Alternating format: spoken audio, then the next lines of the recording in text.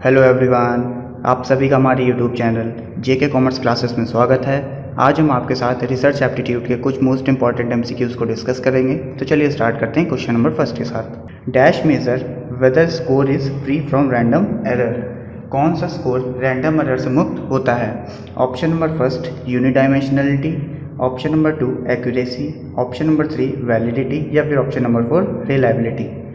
आई hope guys कि आप सभी ने जो इसका करेक्ट आंसर है वो सेलेक्ट कर लिया होगा। इसका जो करेक्ट आंसर होगा वो होगा option number D, that means reliability हमारा रैंडम एरर से फ्री होता है। तो आइए हम लोग रिलायबिलिटी और वैलिडिटी के दो कॉन्सेप्ट होते हैं उसके बारे में डिस्कस कर लेते हैं। सबसे पहले हम लोग जानेंगे कि रिलायबिलिटी का मतलब क्या होता है। रिलायबिलिटी का मतलब होता है गाइस कंसिस्टेंसी, जिसका मतलब होता है कि जब आप हर बार एक ही चीज़ पर over the period of time test लगाते हैं और हर बार उस टेस्ट से आने वाला जो रिज़ल्ट है वो अगर सेम आता है तो आप ये कहेंगे कि आपकी जो स्टडी है वो रिलायबल है। सिंपली आप इतना याद रखिए कि रिलायबिलिटी का मतलब होता है कंसिस्टेंसी, कि हर बार टेस्ट लगाने से एक ही रिज़ल्ट प्राप्त होगा। एक दूसरा कॉन्सेप्ट आता है जिसे हम लोग वैलिडिटी कहते हैं। वैलिडिटी को हम लोग एक्यूरेसी भी कहते हैं, जिसका मतलब होता है जब आप अपनी स्टडी से जो रिज़ल्ट चाहते हैं अगर वही रिज़ल्ट प्राप्त करते हैं तो आप ये कहेंगे कि आपकी स्टडी वैलिड है। तो आइए इसके बारे में हम थोड़ा और जान लेते हैं। रिलायबिलिटी का मतलब होता है रिजल्ट आर कंसिस्टेंट। जैसा कि मैंने बताया रिलायबिलिटी का मतलब होता है कंसिस्टेंसी और वैलिडिटी का मतलब होता है एक्यूरेसी, कि आप जो अपनी स्टडी से रिजल्ट चाहते हैं अगर वही मिल रही है तो आपकी जो स्टडी है वो वैलिड है।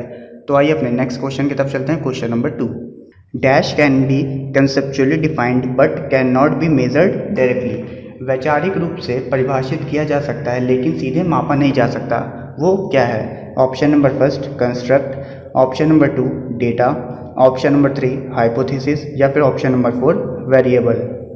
आई होप गैस कि आप सभी ने जो इसका करेक्ट आंसर है वो सेलेक्ट कर लिया होगा। इसका जो करेक्ट आंसर होगा वो होगा option number A, that means construct. Construct को वैचारिक रूप से हम लोग परिभाषित कर सकते हैं बट सीधे तौर पे माप नहीं सकते हैं। तो आइए हम लोग अपने अदर ऑप्शंस को भी डिस्कस कर लेते हैं कि इन तीनों का मतलब क्या होता है। सबसे पहला है डेटा। डेटा वो होते हैं जिन्हें रिसर्चर अपने रिसर्च को सही तरीके से करने के लिए कलेक्ट करता है। एक हमारा होता है हाइपोथेसिस। हाइपोथेसिस को हम लोग सपोजिशन या एजम्पशन भी कहते हैं। जब कोई रिसर्चर अपनी रिसर्च स्टार्ट करता है तो वो अपने रिसर्च के रिगार्डिंग एक अजम्पशन लेता है और at the end of research उस अजम्पशंस को वो टेस्ट करता है कि वो अजम्पशन उनने सही ली है या नहीं ली है। तो इसका मतलब ये है कि हम लोग जो हाइपोथेसिस सेट करते हैं वो हमारी सही हो भी सकती है और गलत भी हो सकती है। एक हमारा होते हैं वेरिएबल। वेरिएबल वो होते हैं जो कि over the period of time change होते रहते हैं। तो आइए अपने नेक्स्ट क्वेश्चन की तरफ चलते हैं। Question number 3, the information that is of the most importance to the researcher project and should be obtained first is. अनुसंधान परियोजना के लिए सबसे महत्वपूर्ण है कि कौन सी जानकारी सबसे पहले प्राप्त की जाए। Option number first qualifying information, option number 2 classification information, option number 3 identification information या फिर ऑप्शन नंबर 4 बेसिक इन्फॉर्मेशन। आई होप गाइस कि आप सभी ने जो इसका करेक्ट आंसर है वो सेलेक्ट कर लिया होगा। इसका जो करेक्ट आंसर होगा वो होगा option number D, that means basic information.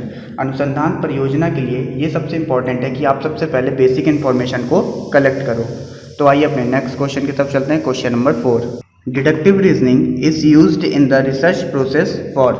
Deductive reasoning research process के लिए किस लिए यूज़ की जाती है? Option number first developing a theory, option number 2 developing hypothesis, option number 3 testing theory या फिर option number 4 generalizing result to the population.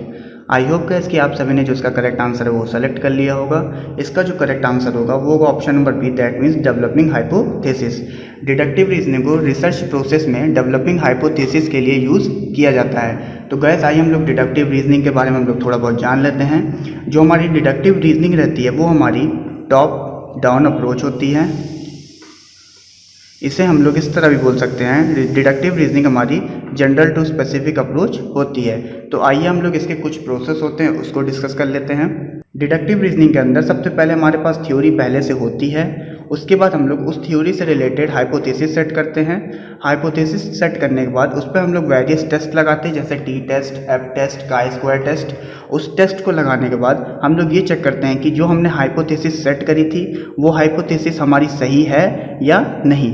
ये हमारा डिडक्टिव रीजनिंग का पूरा प्रोसेस होता है। तो आप इसको याद रखिएगा, ये आपके एग्जाम पॉइंट ऑफ व्यू से काफ़ी इंपॉर्टेंट है। तो आइए अपने नेक्स्ट क्वेश्चन की तरफ चलते हैं। Question number 5, which of the following is not a type of comparative scale, इसमें से कौन सा कंपैरेटिव स्केल का टाइप नहीं है। Option number first Q sort, option number 2 Likert scale, option number 3 paired comparison या फिर ऑप्शन नंबर 4 कांस्टेंट सम।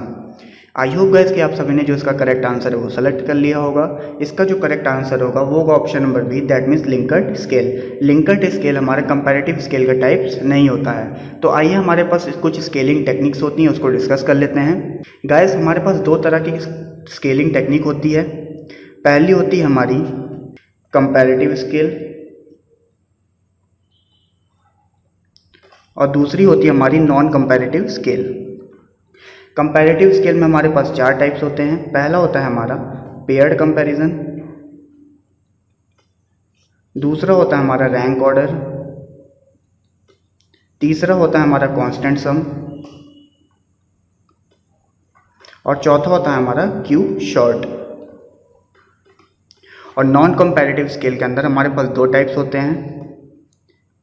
एक हमारा होता है कॉन्टिन्यूअस रेटिंग स्केल और एक हमारा होता है इंटरमिस्ट रेटिंग स्केल।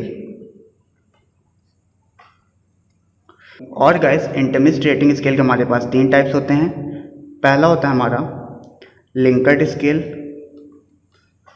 दूसरा हमारा होता है सिमेंटिक डिफरेंशियल और तीसरा होता है हमारा स्टेपल टेक्निक। तो आप इसको याद रखिएगा। और इस क्वेश्चन में हमारा पूछा था कि कंपैरेटिव स्केल का कौन सा टाइप्स नहीं है, तो कंपैरेटिव स्केल का हमारा लिंकर्ड स्केल टाइप्स नहीं होता है क्योंकि ये हमारा नॉन कंपैरेटिव स्केल के इंटरमिस्ट रेटिंग स्केल के अंदर आता है। तो आई होप आपको क्वेश्चन नंबर 5 क्लियर हुआ होगा। तो आइए अपने नेक्स्ट क्वेश्चन की तरफ चलते हैं। Question number 6, which of the following is not a synonyms for dependent variable. Guys आपको यहाँ पे चार ऑप्शंस दिए गए हुए हैं। आपको ये बताना है कि डिपेंडेंट वेरिएबल के सिनोनिम्स के तौर पे कौन सा यूज़ नहीं किया जाता है। ऑप्शन नंबर फर्स्ट में दिया है रिस्पॉन्स वेरिएबल, ऑप्शन नंबर 2 में दिया है आउटकम वेरिएबल, ऑप्शन नंबर 3 में हमारा दिया है criterion variable, antecedent variable. I hope guys कि आप सभी ने जो इसका करेक्ट आंसर है वो सेलेक्ट कर लिया होगा। इसका जो करेक्ट आंसर होगा वो होगा option number D, that mean antecedent variable को हम लोग डिपेंडेंट वेरिएबल नहीं कहते हैं। तो इसका मतलब ये है कि रिस्पॉन्स वेरिएबल, आउटकम वेरिएबल और क्राइटेरियन वेरिएबल को हम लोग डिपेंडेंट वेरिएबल के सिनोनिम्स के तौर पर यूज़ कर सकते हैं। तो आप इसको याद रखिएगा। हमारे पास दो कॉन्सेप्ट होते हैं, एक हमारा होता है इंडिपेंडेंट वेरिएबल और एक हमारा होता है डिपेंडेंट वेरिएबल। उसको हम लोग समझ लेते हैं। गाइस जब हम लोग एक्सपेरिमेंट करते हैं या फिर हमको ये कह सकते हैं कि जब हम एक्सपेरिमेंटल रिसर्च का यूज़ करते हैं तो वहाँ पे हमारे पास दो तरह के वेरिएबल होते हैं। एक हमारा होता है इंडिपेंडेंट वेरिएबल और एक हमारा होता है डिपेंडेंट वेरिएबल। जब हम इंडिपेंडेंट वेरिएबल को मैनिपुलेट करके डिपेंडेंट वेरिएबल की वैल्यू को फाइंड आउट करते हैं तो उसके लिए हम लोग एक्सपेरिमेंटल रिसर्च का यूज़ करते हैं। इसका मतलब ये है कि जब हम डिपेंडेंट वेरिएबल की वैल्यू को निकालने के लिए इंडिपेंडेंट वेरिएबल की वैल्यू को मैनिपुलेट करेंगे तो उसके लिए हम लोग एक्सपेरिमेंटल रिसर्च का यूज़ करते हैं। तो आइए इसको हम लोग पढ़ लेते हैं। इंडिपेंडेंट वेरिएबल में the variable the researcher is changes, जिस वेरिएबल को रिसर्चर चेंज करता है उसे हम लोग इंडिपेंडेंट वेरिएबल कहते हैं। और डिपेंडेंट वेरिएबल में है variable affected by change in independent variable, कि इंडिपेंडेंट वेरिएबल को चेंज करने से उसका जो इम्पैक्ट पड़ता है जिस वेरिएबल पर उसे हम लोग डिपेंडेंट वेरिएबल कहते हैं। तो आई होप आपको क्वेश्चन नंबर 6 क्लियर हुआ होगा। तो आइए अपने नेक्स्ट क्वेश्चन की तरफ चलते हैं। Which of the following is not the additional use of factor analysis. Guys आपको यहाँ पे ये बताना है कि फैक्टर एनालिसिस का कौन सा एडिशनल यूज नहीं है। Option number first creating summated scale, option number 2 validation stimuli, option number 3 computing factor score या फिर option number 4 selecting surrogate variable. I hope guys कि आप सभी ने इसका जो करेक्ट आंसर है वो सेलेक्ट कर लिया होगा। इसका जो करेक्ट आंसर होगा वो होगा option number B, that means validation stimuli. Validation stimuli को फैक्टर एनालिसिस के एडिशनल यूज़ के तौर पे यूज़ नहीं किया जा सकता है। इसका मतलब ये है कि ये जो हमारे अदर ऑप्शंस बचते हैं उसका यूज़ हम लोग फैक्टर एनालिसिस में कर सकते हैं। तो आप इसको याद रखिएगा। तो आइए हम लोग फैक्टर एनालिसिस क्या होता है इसको समझते हैं और उसके कुछ अदर यूजेस होते हैं उसको भी डिस्कस करते हैं। फैक्टर एनालिसिस क्या होता है गाइस, कि जब हमारे पास छोटे छोटे कई वेरिएबल्स होते हैं उन वेरिएबल्स को मिलाकर एक बड़ा वेरिएबल्स बना देते हैं तो उसके लिए हम लोग फैक्टर एनालिसिस का यूज़ करते हैं। जैसा कि इस डायग्राम में शो है 4 5 छोटे छोटे वेरिएबल हैं। इन छोटे छोटे वेरिएबल को मिलाकर एक बड़ा वेरिएबल बनाने के लिए हम लोग फैक्टर एनालिसिस का यूज़ करते हैं। तो आई होप आपको फैक्टर एनालिसिस का मीनिंग क्लियर हुआ होगा। तो इसके कुछ यूजेस होते हैं। पहला यूज़ होता है स्केल कंस्ट्रक्शन, दूसरा यूज़ होता है स्टेब्लिश एंटीसीडेंट, जो हमारा तीसरा यूज़ होता है वो होता है साइकोग्राफिक प्रोफाइलिंग और चौथा यूज़ होता है सेगमेंटेशन एनालिसिस। मतलब इन सभी चीज़ों के लिए हम लोग फैक्टर एनालिसिस का यूज़ करते हैं। तो गाइस आप केवल हेडिंग याद कर लीजिएगा, उतना ही आपके एग्जाम पॉइंट ऑफ व्यू से इंपॉर्टेंट है। तो आइए अपने नेक्स्ट क्वेश्चन की तरफ चलते हैं। Question number 8, Which of the following believes that objective observation of social world is not possible? Option number first interpretivism, option number 2 positivism, option number 3 realism या फिर option number 4 conceptualism. I hope guys कि आप सभी ने जो इसका correct answer है वो सेलेक्ट कर लिया होगा। इसका जो करेक्ट आंसर होगा वो होगा option number A, that means interpretivism के अंदर हम लोग सोशल वर्ड की बात नहीं करते हैं। तो आइए हम लोग इंटरप्रेटिविज्म और पॉजिटिविज्म के अंदर डिफरेंस को समझ लेते हैं। जो हमारा पॉजिटिविज्म होता है वो हमारा सोशल ग्रुप के बारे में बात करता है और जो हमारा इंटरप्रेटिविज्म होता है वो हमारा इंडिविजुअल की बात करता है। पॉजिटिविज्म बोलता है कि सोसाइटी जो है वो इंडिविजुअल पर्सन को इफेक्ट करती है और जो हमारा इंटरप्रेटिविज्म बोलता है वो कहता है कि इंडिविजुअल हमारी सोसाइटी को इम्पैक्ट करती है। जो हमारा पॉजिटिविज्म होता है वो क्वांटिटेटिव इन नेचर होता है और जो हमारा इंटरप्रेटिविज्म होता है वो हमारा क्वालिटेटिव इन नेचर होता है। पॉजिटिविज्म हमारा ऑब्जेक्टिविटी पे बेस्ड होता है जबकि हमारा इंटरप्रेटिविज्म हमारा सब्जेक्टिविटी पे बेस्ड होता है। तो गाइस आप बस केवल इतना याद रखिएगा, जो हमारा पॉजिटिविज्म है वो होल ग्रुप की बात करता है या फिर सोशलिज्म की बात करता है और इंटरप्रेटिविज्म हमारा इंडिविजुअल पर्सन की बात करता है। तो आइए अपने नेक्स्ट क्वेश्चन की तरफ चलते हैं। Sample of score are set to be independent when. हमारे सैंपल इंडिपेंडेंट कब होंगे?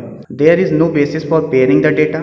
Option number 2, the experimenter does not know the purpose of research. Option number 3, their means have similar values. या फिर option number 4, they are gathered by different experimenter, each being unaware of the characteristic of other sample of scores. I hope guys कि आप सभी ने जो इसका correct answer है वो सेलेक्ट कर लिया होगा। इसका जो करेक्ट आंसर होगा वो होगा ऑप्शन नंबर फर्स्ट। तो आइए अपने नेक्स्ट क्वेश्चन की तरफ चलते हैं। Question number 10, which statement about hypothesis is not true. इन स्टेटमेंट में से कौन सी स्टेटमेंट हाइपोथेसिस के रिगार्डिंग सही नहीं है? Option number first, it is possible to formulate hypothesis in all situation. Option number 2, a hypothesis is an unproven statement or proposition about a factor or phenomena that is of interest to the researcher. Option number 3, hypothesis can be descriptive in nature. Option number 4 में बोला है hypotheses are declarative and can be tested empirically. I hope guys कि आप सभी ने जो इसका correct answer है वो सेलेक्ट कर लिया होगा। इसका जो करेक्ट आंसर होगा वो होगा option number A, that means it is possible to formulate hypothesis in all situation, जो कि बिल्कुल गलत है। हाइपोथेसिस हमारी सभी सिचुएशन के अंदर क्रिएट नहीं की जा सकती हैं। जैसे हिस्टोरिकल रिसर्च के अंदर हम लोग हाइपोथेसिस क्रिएट नहीं कर सकते हैं, नैरेटिव रिसर्च के अंदर भी हम लोग हाइपोथेसिस को क्रिएट नहीं कर सकते हैं। तो हमारी पहली स्टेटमेंट हाइपोथेसिस के रिगार्डिंग गलत हो जाएगी और हमारी जो तीनों अदर ऑप्शंस हैं वो हमारे सही हैं। तो गाइस आइए हमारे गुड हाइपोथेसिस के कुछ फीचर्स होते हैं उसको भी डिस्कस कर लेते हैं। पहले फीचर्स में बोला है a hypothesis must be conceptually clear. जो हमारी हाइपोथेसिस होती है वो कंसेप्चुअली क्लियर होनी चाहिए। दूसरे में बोला है a hypothesis must be empirically testable. जो हमारी हाइपोथेसिस किसी रिसर्चर ने सेट किए हैं वो टेस्टेबल होनी चाहिए। ऐसा नहीं होना चाहिए कि कोई रिसर्चर हाइपोथेसिस सेट कर ले और उसको बाद में टेस्ट किया ही ना जा सके। तीसरे में बोला है a hypothesis must be specific और प्रिसाइज। फोर्थ पॉइंट में बोला है hypothesis should be consistent with known fact. जो हमारा हाइपोथेसिस होता है वो हमारे नोन फैक्ट पे बेस्ड होना चाहिए। पांचवें पॉइंट में बोला है a hypothesis must have theoretical orientation. A good hypothesis must be able to support an existing theory of social relation. जो हमारी अच्छी हाइपोथेसिस होती है वो एग्जिस्टिंग थ्योरी को सपोर्ट करनी चाहिए। छठे पॉइंट में बोला a hypothesis must be clear, definite and stated in a simple. और सातवें पॉइंट में हमारा बोला है कि a hypothesis must have reasonable explanation to any problem in the present state of knowledge. जो हमारी हाइपोथेसिस है वो हमारी प्रॉब्लम को क्लियरली डिफाइन करनी चाहिए या उसका सोल्यूशन प्रोवाइड करना चाहिए। आई होप गाइस कि आप सभी को हमारी वीडियो अच्छी लगी होगी। अगर आपको हमारी वीडियो में किसी तरह की कोई कमी लगी हो तो आप कमेंट बॉक्स में अपना सजेशन दे सकते हैं, हम आपके सजेशन का वेट करेंगे। और गाइस अगर आपको हमारी वीडियो इन्फॉर्मेटिव लगी हो तो हमारी वीडियो को लाइक करिए, शेयर करिए, कमेंट करिए और साथ ही साथ हमारे चैनल जेके कॉमर्स क्लासेस को सब्सक्राइब करिए और उसके बगल में जो बेल आइकन है उसको भी प्रेस करिए ताकि हमारे द्वारा बनाई गई वीडियो की नोटिफिकेशन आपके पास सबसे पहले पहुंचे। तो thank you so much guys.